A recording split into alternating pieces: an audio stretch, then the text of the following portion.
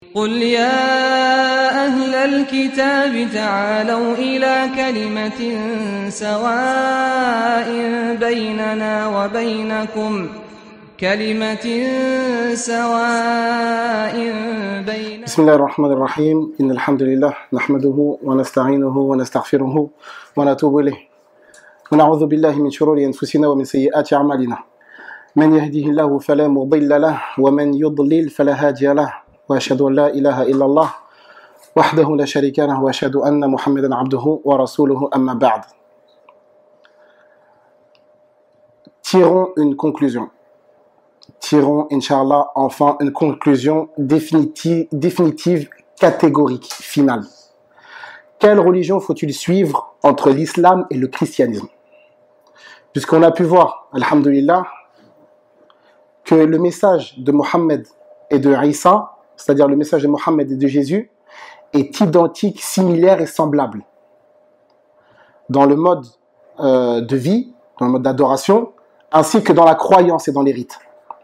Cependant, aujourd'hui, on fait face à de nombreux débats, de nombreuses discussions, de nombreux échanges, de nombreux dialogues, opposant respectivement à la communauté chrétienne, à la communauté musulmane, sur différents sujets, sur différents thèmes, qui reviennent de manière assez récurrente et qui sont souvent les mêmes, à savoir la divinité du Christ, savoir est-ce que Jésus est divin, oui ou non. Auquel cas, faut-il adorer Jésus ou faut-il adorer Allah? Second thème, faut-il suivre Mohammed ou bien non, faut-il suivre Jésus? Troisième thème, faut-il suivre l'islam ou bien non, faut-il suivre le christianisme? Quatrième chose, faut-il suivre les préceptes dictés par le Coran ou bien non, faut-il suivre les préceptes dictés, codifiés par la Bible?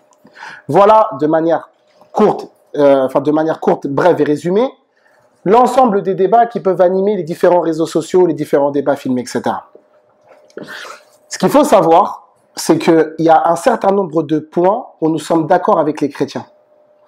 C'est-à-dire que les anciens de nos communautés respectives, même on va plutôt dire les juifs de l'époque, ils ont fait un certain nombre d'adorations que les musulmans aussi ont fait, que la communauté du prophète alayhi salam a fait. Ce qu'on va faire aujourd'hui, on va faire un comparatif avec les 5 piliers de l'islam. C'est des piliers qui sont connus dans la religion, qui sont célèbres, répandus. À partir de ces 5 piliers, Inch'Allah, nous allons voir est-ce que les préceptes islamiques sont plus généreux, plus variés, ou bien non, est-ce plutôt les préceptes chrétiens? Parce qu'aujourd'hui, l'homme a cruellement besoin de sauver son âme. C'est-à-dire que comme on a dit dans le Coran, Allah nous dit « Kullu nafsin dha'iqatul maut » chaque âme goûtera à la mort. C'est-à-dire ça c'est une certitude chez les croyants et les non-croyants que l'être humain, de manière inévitable, devra mourir. Le problème qui va se poser ici, c'est savoir quelle est sa destination après la mort. Sera-t-il l'héritier, sera-t-il gratifié des plaisirs du paradis, ou bien non, vivra-t-il les tourments et les supplices de l'enfer? Pour être sauvé, on a 2 religions qui sont candidates, l'islam et le christianisme. Il y en a d'autres, mais dans l'interreligion, on va rester résumé à ces 2 religions. Ce qu'on va faire, c'est un comparatif sur 5 points. L'unicité divine, la prière, l'aumône, le jeûne et le pèlerinage. Donc, en matière d'unicité, ce qu'il faut savoir, c'est que, contrairement à ce que la communauté chrétienne prêche et prône, le salut ne passe pas par le sang libérateur et salvateur de Jésus. Le salut passe par l'unicité divine, c'est-à-dire que la chose la plus importante en matière de religion s'avère être l'unicité divine. Selon les paroles du Christ lui-même, c'est même le plus grand des commandements. Car lorsqu'il a été interrogé dans le livre de Marc, chapitre 12, verset numéro 28, on l'a interrogé quel est le plus grand des commandements. À Jésus de répondre, écoute Israël, le Seigneur notre Dieu est l'unique Seigneur. Donc selon Jésus, le plus grand des commandements, c'est l'unicité divine. Ceci est le premier point. Second point, Jésus a même restreint l'obtention de la vie éternelle à l'application de l'unicité plutôt. C'est-à-dire que selon Jésus, le moyen d'obtenir le paradis, c'est de reconnaître l'unicité divine et la véracité de son envoi. C'est-à-dire reconnaître le seul véritable Dieu et la mission prophétique messianique de Jésus à l'époque avant l'envoi du prophète alayhi salatu wassalam. En islam, le tawhid, ce qu'on appelle tawhid, c'est l'unicité divine. Elle a une place capitale, une place absolument somptueuse et grandiose dans l'islam. c'est le but de la création, c'est le but de l'envoi des messagers, c'est le droit d'Allah sur ses serviteurs, entre autres parmi les mérites et les vertus de l'unicité. Donc, et comme les savants nous disent que c'est avec le contraire que les choses se distinguent, l'unicité a son contraire, en la présence du polythéisme. Le polythéisme, qui selon les textes bibliques, est un péché que Dieu ne pardonne pas. Selon les textes bibliques, c'est un péché qui interdit l'entrée au paradis pour celui qui se rend coupable de polythéisme. C'est-à-dire celui qui est coupable de polythéisme n'héritera pas du paradis. C'est des textes qu'on peut aisément retrouver dans les textes du Nouveau Testament. Donc aujourd'hui, ce qu'il nous faut, c'est savoir une religion, quelle est la religion qui offre le salut de l'humanité par le biais de l'unicité. La question qu'on pose aujourd'hui, c'est quelle est la religion mondialement connue et reconnue pour être formée d'adeptes revendiquant le monothéisme pur. Le monothéisme prêché par Abraham, qui est le père des croyants. Le père des croyants dont les juifs et les chrétiens se réclament. Ce qui est étonnant dans la mesure où Abraham lui-même a cassé les statues, même statues que les chrétiens reconstruisent. Et lorsqu'on verra par exemple ce qui est connu dans les signes religieux, c'est que les chrétiens disent au nom du Père et du Fils et du Saint-Esprit. C'est-à-dire que quand on voit le signe des chrétiens, on voit 3 personnes. Mais le signe des musulmans, c'est 1. C'est-à-dire que l'islam a apporté les détails nécessaires au niveau de l'unicité, dans les différentes catégories, a apporté la lumière salvatrice sur les différents types de polythéisme, le grand polythéisme, le petit polythéisme, les détails, les explications, les arguments, les preuves coraniques et prophétiques. Un ensemble parfait, une harmonie somptueuse qui dote donc les musulmans de tous les moyens nécessaires et capitaux pour préserver leur unicité et ne pas commettre le polythéisme. Chose qu'aujourd'hui on ne retrouve pas dans le christianisme. C'est-à-dire qu'aujourd'hui on a une religion qui prône un Dieu en 3, ni homme, ni Dieu, etc. C'est-à-dire que cette doctrine-là n'existe pas dans l'islam, où nous reconnaissons un seul et même Dieu, une seule et même divinité qui est en droit d'être adorée en dehors de toutes les autres. C'est pour ça que on verra que dans le livre de Marc toujours, il y a un homme qui a dit à Jésus, tu as dit avec la vérité que Dieu est unique et qu'il n'y en a pas d'autre que lui. Et c'est ça qu'on retrouve dans le Coran, dans la sourate 22, verset 62, et dans la sourate 31, verset 30, où Allah nous dit ذَلِكَ بِأَنَّ اللَّهَ هُوَ الْحَقُّ وَأَنَّمَا يَدْعُونَ مِن دُونِهِ هُوَ الْبَاطِلُ. Allah dit c'est ainsi qu'Allah est lui le vrai, et ce qu'ils invoquent en dehors de lui est le faux. Donc aujourd'hui, la nation qui porte l'unicité divine, qui lève haut l'étendard du monothéisme pur, c'est la religion islamique qui est mondialement reconnue et qui est mondialement connue, n'est-ce pas, célèbre pour préserver le culte du monothéisme pur. Ceci était le premier point. Le second point, c'est quant à la prière. On voit par exemple que Jésus, que la paix divine soit sur lui, lui-même priait. Donc ici on a une problématique, car le fait que Jésus prie, c'est une preuve décisive, capitale et tranchante qu'il ne peut pas être divin, puisque la prière ne peut émaner que d'une personne qui est dans le besoin du Tout-Puissant. Comme Allah nous dit dans la sourate 35, verset numéro 15, « Ya ayyuhannas antumul fuqara'u ila Allah » Allah nous dit, « Oh vous les hommes, vous êtes les besogneux, les nécessiteux vis-à-vis d'Allah. » Chose que Jésus lui-même n'a pas honte de reconnaître. Lorsqu'il dit dans Jean chapitre 5 verset 30, « Je ne peux rien faire de moi-même. » Rien d'étonnant puisqu'on retrouvera ça dans le Coran, dans la sourate 4 verset 172, lorsque Allah dit « Et le Messie ne se trouve pas indigne d'être le serviteur d'Allah. » Donc aujourd'hui, les chrétiens célèbrent la prière. Mais les chrétiens ont délaissé ce que notre frère Habibullah a dit tout à l'heure, ils ont délaissé une chose que tous les prophètes ont fait, c'est-à-dire la prosternation.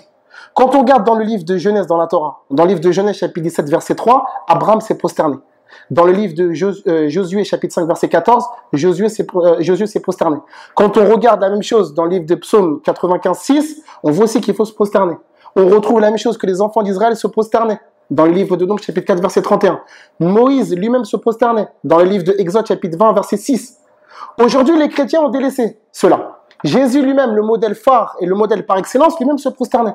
Dans le livre de Matthieu chapitre 26 verset 39. Les chrétiens ont délaissé ça alors que tous les musulmans se prosternent.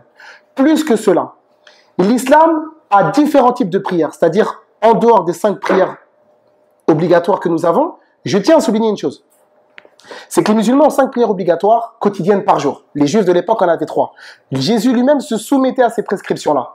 Puisqu'on voit dans le livre de Marc, chapitre 1, verset numéro 15, que Jésus se lève la nuit très tôt pour accomplir la prière. La question que je pose aujourd'hui, quelle est la nation aujourd'hui qui suit les traces de ce prophète en se levant la nuit très tôt pour parcourir et arborer les ténèbres de la nuit, la pénombre et l'obscurité du fin fond de la nuit pour aller invoquer leur Seigneur en communauté dans les mosquées. À l'heure où certains parmi les chrétiens dorment encore ou d'autres festonnent en boîte de nuit. Donc ça c'était par rapport à la prière. Deuxième chose, les musulmans, la religion, on a beaucoup de prières différentes par rapport aux besoins et aux nécessités. Nous avons la prière de l'istisqa, la prière de la demande de la pluie. Nous avons la prière de al-istikhara, la prière de consultation. C'est-à-dire que lorsque il y a quelque chose qui pèse lourd sur le serviteur, qu'il ne sait pas quel choix sélectionner, il s'oriente avec cette prière spécifique qui a été légiférée par Allah. Nous avons la prière de al-janaza. La prière de janaza, c'est la prière mortuaire. C'est-à-dire que, contrairement aux autres communautés, lorsque un musulman est touché par la mort, nous le soutenons. Non pas parce que c'est quelqu'un de notre famille, non pas parce que c'est quelqu'un de notre quartier, car il est notre frère en religion. Et je pense qu'on peut aisément voir dans les églises qui sont non loin de chez nous, que les enterrements se résument à une présence familiale, n'est-ce pas? Lorsque quelqu'un meurt, c'est la famille qui vient. Mais on ne voit pas les autres adeptes de la mosquée s'empresser de venir soutenir leurs frères et soutenir les familles dans cette épreuve difficile et lourde. Alors que les musulmans, nous avons une prière spécifique à célébrer, et c'est une obligation collective pour nous, de célébrer, d'accompagner notre frère vers la demeure intermédiaire. Nous avons d'autres prières comme par exemple la prière de l'Aïd, où la prière, nous voyons que tous les musulmans festoient ensemble, ou se partent de leurs plus beaux vêtements et proclament l'unicité divine, proclament la grandeur d'Allah. C'est-à-dire qu'en islam, nous avons beaucoup de différentes prières. Nous avons aussi, par exemple, une législation pour la prière du voyageur. C'est-à-dire que le voyageur a été facilité. Il y a la prière à accomplir également lorsqu'une personne se marie. Et par rapport à ça, on va revenir parce que nous disions que l'islam a donné des droits à chacun, chose que le christianisme d'aujourd'hui ne fait pas. C'est-à-dire que l'islam est une religion codifiée, où chaque personne a son droit. Les parents, les enfants, et les hommes, et les femmes, et les proches, et tout le monde, le voyageur, l'orphelin, tout le monde a un droit en islam. Et tout cela est régi, codifié par des lois bien définies, permettant à tout le monde de pouvoir jouir de droits et de dons et de donations. C'est-à-dire que l'islam est une religion qui est beaucoup plus détaillée, beaucoup plus riche, beaucoup plus dense dans les enseignements et également dans les droits. Pour revenir à ce qu'on disait, puisque on va en profiter, je vais rebondir sur ce que mon grand frère Habibullah a dit. On parle beaucoup par rapport aux femmes que les femmes sont privées de leurs droits. Parce qu'on dit que l'islam donne les droits à tout le monde, mais qu'en est-il des femmes? Où les femmes sont des moins que rien, etc., que nous devons les frapper pour un oui ou pour un non, qu'elles sont sous-traitées, maltraitées, etc. Ce qu'il faut savoir, c'est que lorsqu'on cite un verset coranique, ce qui serait intéressant, c'est de ne pas oublier les autres. Ce qu'on va essayer de faire rapidement, parce que ce n'est pas le thème de la discussion, lorsqu'on regarde par exemple dans la sourate 2, verset 221, Allah nous dit « وَلَهُنَّ مِثْلُ الَّذِينَ عَلَيْهِنَّ بِالْمَعْرُوفِ » Allah nous dit elles ont des droits qui sont équivalents à leurs devoirs. Ça c'est un. 2, dans la sourate 2, verset 187, Allah nous dit « هُنَّ لِبَاسٌ لَكُمْ وَأَنْتُمْ لِبَاسٌ لَهُنَّ » Vous êtes un vêtement pour elles, et comme elles sont un vêtement pour vous. 3, Allah Azza wa Jalla nous dit dans la sourate 4, la célèbre sourate qui fait beaucoup polémique, dans le verset 19, 15 versets avant le fameux verset de la sourate 4, verset 34. Allah dit فَإِنْ كَرِهْتُمُوهُنَّ فَعَسَىٰ أَنْ تَكْرَهُوا شَيْئًا وَيَجْعَلَ اللَّهُ فِيهِ خَيْرًا كَثِيرًا. Allah dit c'est possible que il y a des choses que vous aimez pas dans vos femmes, mais c'est possible que vous aimez pas une chose dans laquelle Allah il a placé un grand bien. D'où certains parmi les savants qui disent que c'est possible que le mauvais comportement qu'elle a aujourd'hui, demain il sera bon. Autre chose, on a le verset dans la sourate 30, verset 21, où Allah nous dit, il dit وَمِنْ آيَاتِهِ أَنْ خَلَقَ لَكُمْ أَزْوَاجًا لِتَسْكُنُوا إِلَيْهَا. Allah il a créé les femmes pour que l'homme trouve لِتَسْكُنُوا إِلَيْهَا, pour qu'il trouve la tranquillité, le calme et le confort. وَجَعَلَ بَيْنَكُمْ, qu'est-ce qu'il a mis entre vous? وَجَعَلَ بَيْنَكُمْ, il a mis entre vous مَوَدَّةً. Mawaddaten, il était traduit par l'affection. Mais les érudits nous disent que al-mawadda, c'est le niveau suprême de l'amour. Donc Allah, il a mis l'amour entre nous, et il ne se contente pas de ça, il dit « wa rahma ». Et en plus, il a mis la miséricorde. Dans un autre verset dans la sourate 25, verset 75, Allah nous dit Rabbana hab lana min azwajina wa dhurriyyatina qurrata a'yun. Ô notre Seigneur, fais de nos femmes et nos enfants la réjouissance de nos yeux. Et certains disent que le terme qui a été employé qurrata a'yun, c'est les larmes fraîches de bonheur. Donc ça veut dire que les femmes ont des droits, bien évidemment. Et c'est ça qu'on verra, Inch'Allah, dans d'autres interventions. Donc, en termes de prière, quelle est la religion où nous pouvons voir dans les pays musulmans où il y a quelqu'un qui monte du haut des minarets pour appeler les musulmans à venir célébrer la prière? On ne trouve pas ça dans les pays chrétiens. On entend, certes, la cloche, parfois, mais on n'entend pas quelqu'un qui appelle la communauté chrétienne à venir célébrer cette fameuse prière. Cette prière que Jésus lui-même a célébrée. C'est-à-dire qu'on voit qu'on a une communauté qui prie en groupe 5 fois par jour. Et les mosquées sont comblées, sont remplies chaque jour.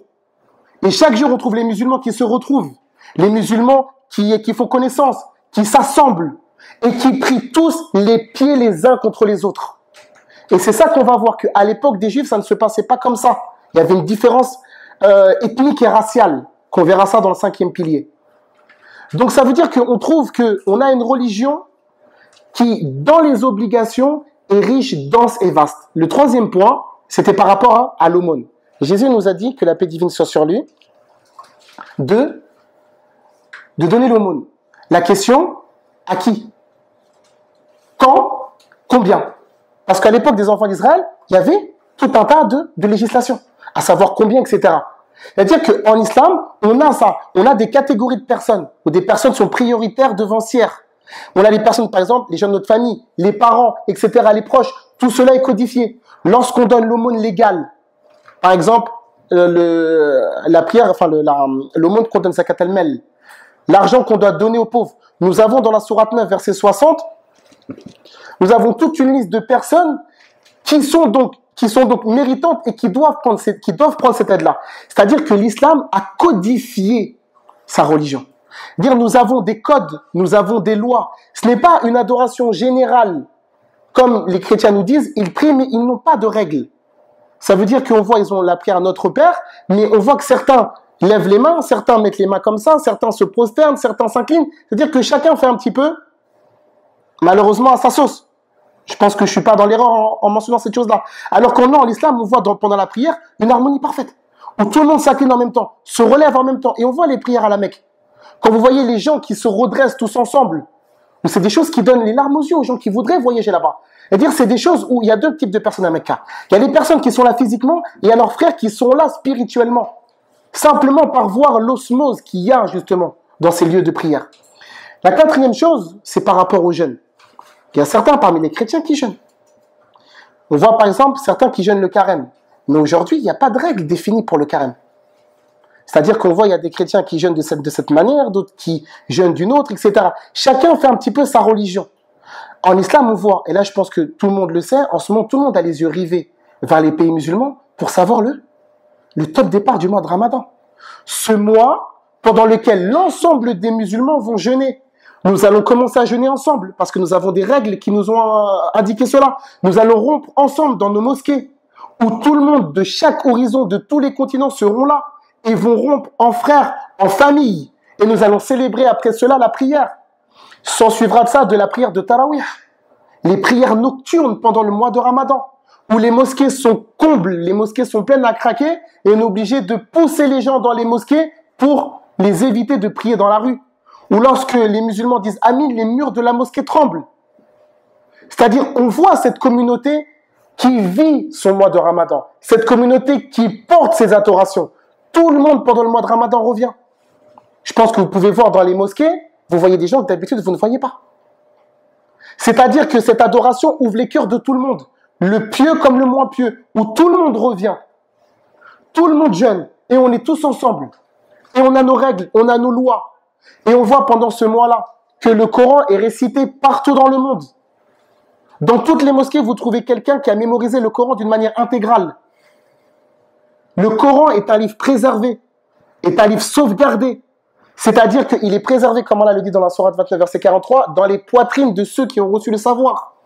Chose qui, si j'avais eu du temps, j'aurais mentionné le nombre, on va dire, assez important d'auteurs qui sont inconnus dans la Bible.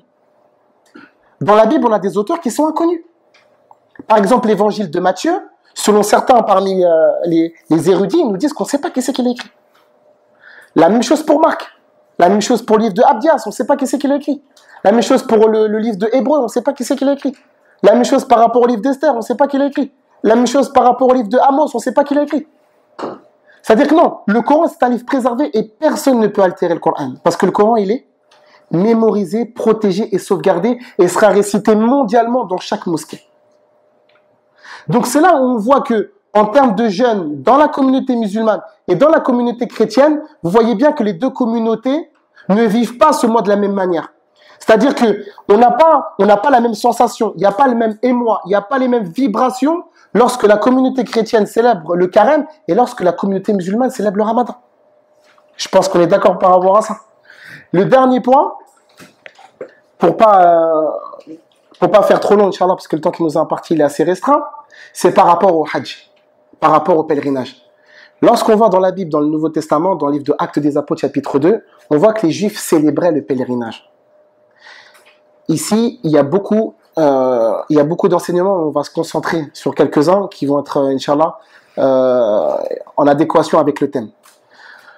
Aujourd'hui, quelle est la nation? Parce que les Juifs de l'époque faisaient le pèlerinage.